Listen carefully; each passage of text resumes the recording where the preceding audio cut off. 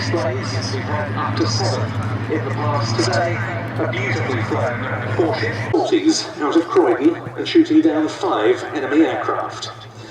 And the other member of the 4-ship, serial P2902 from Anglia Aircraft Restorations, which flew during the Dunkirk evacuation with number 245 Squadron, like Spitfire and 3200 we saw earlier. It crash landed on a beach near Dunkirk, being recovered and restored to fly many years later.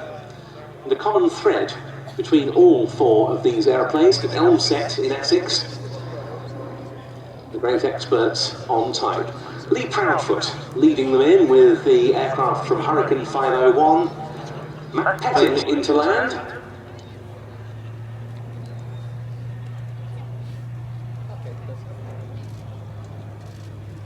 then we have the Anglia Aircraft Restorations aeroplane, flown by Alex Smee.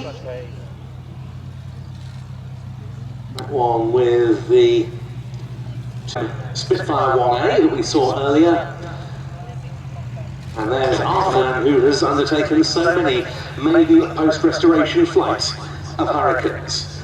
An aircraft that was such an aft upon service entry 2 years later, with a top speed in excess of 300 miles an hour, and the most numerous RAF fighter during the Battle of Britain. 1,715 of them served during the period of the battle. It was in excess of all other British fighter types combined.